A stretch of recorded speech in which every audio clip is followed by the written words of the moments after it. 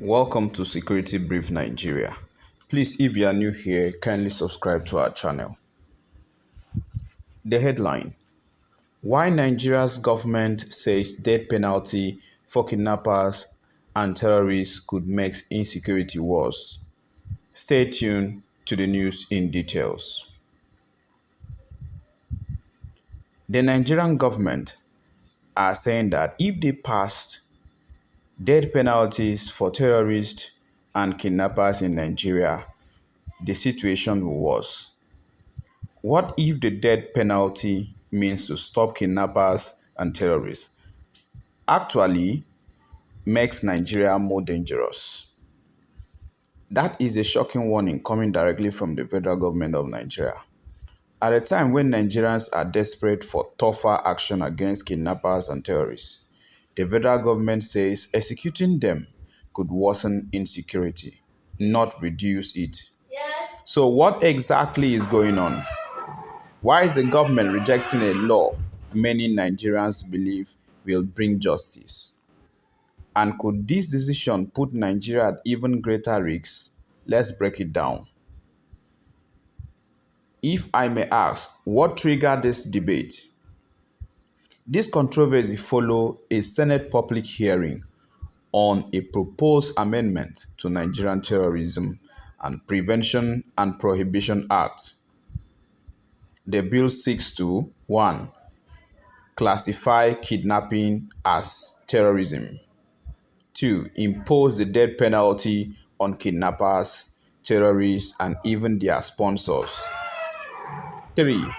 Removed judicial discretion, meaning judges could have no option but death sentences.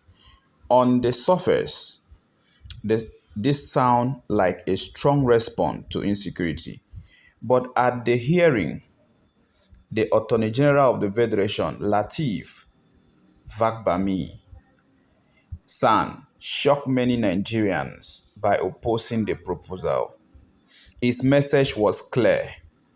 He said death penalty for kidnappers and terrorists could worsen Nigeria's insecurity. Let's look at the FG Key's argument 1. The key argument is about international consequences. The federal government warned that adopting the death penalty could seriously damage Nigeria's international cooperation. Many countries, especially in Europe and North America, refuse to extradite suspects to countries where they may face execution. This means 1. Terror suspects hiding abroad may never be sent back to Nigeria. 2. International intelligence sharing could slow down. 3. Criminals may desperately escape to safe countries. So that's to say, foreign country may be their safe haven. In simple terms, Nigeria could lose global support in the fight against terrorism. Let's look at FG Key arguments 2. Radicalization and martyrdom. According to the federal government, execution can fuel extremist propaganda. Terror groups often use death sentence to 1. Portray criminals as martyrs. 2. Recruit angry, jobless youths. 3. Justify further violence.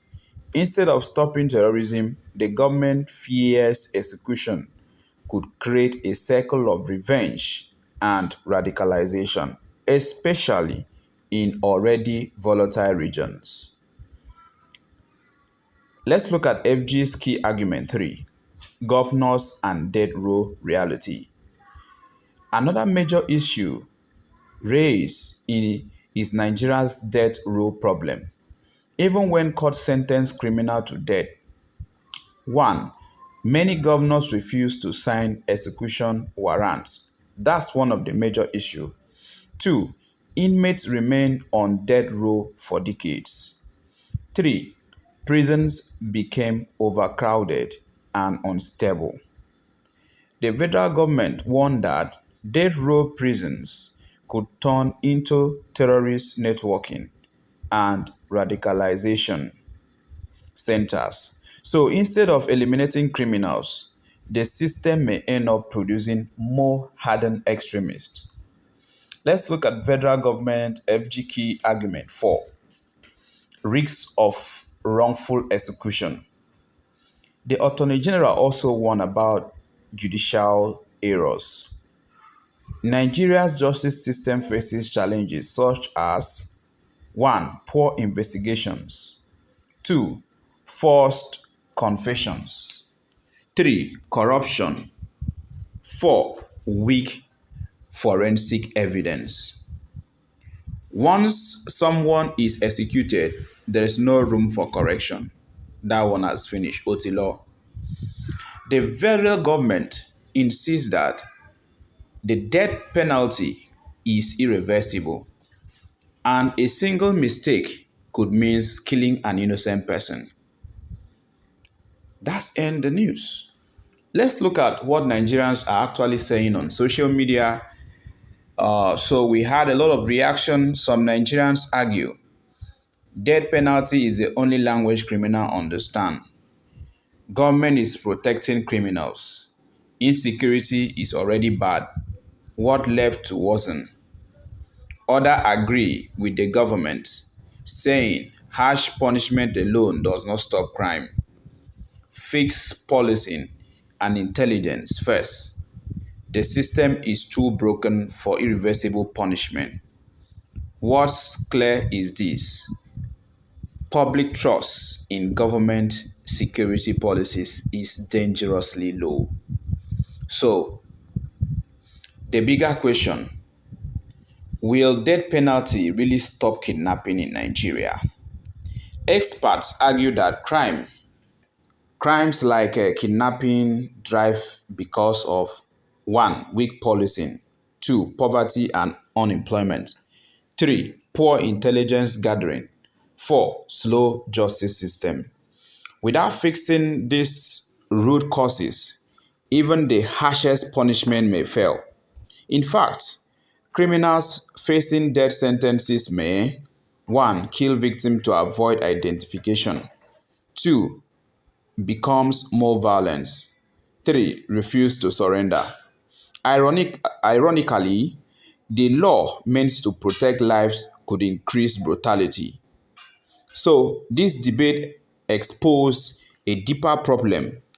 Nigeria's insecurity crisis is not just about punishment. It's about governance, justice, and truth. While Nigerians demand tough action, I beg your pardon, the FG warns that shortcuts could backfire.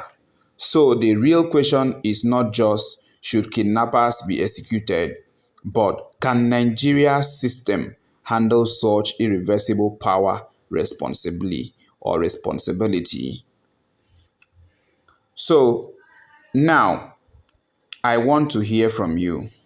Do you agree with the federal government, or do you believe death penalty is the only solution to Nigeria's kidnapping crisis? Drop your thoughts in the comments section. Please like this video if you found it insightful. Subscribe for more deep security and political analysis. Nigeria's future security depends on this decision. Thank you very much for watching. See you in our next video. Bye for now.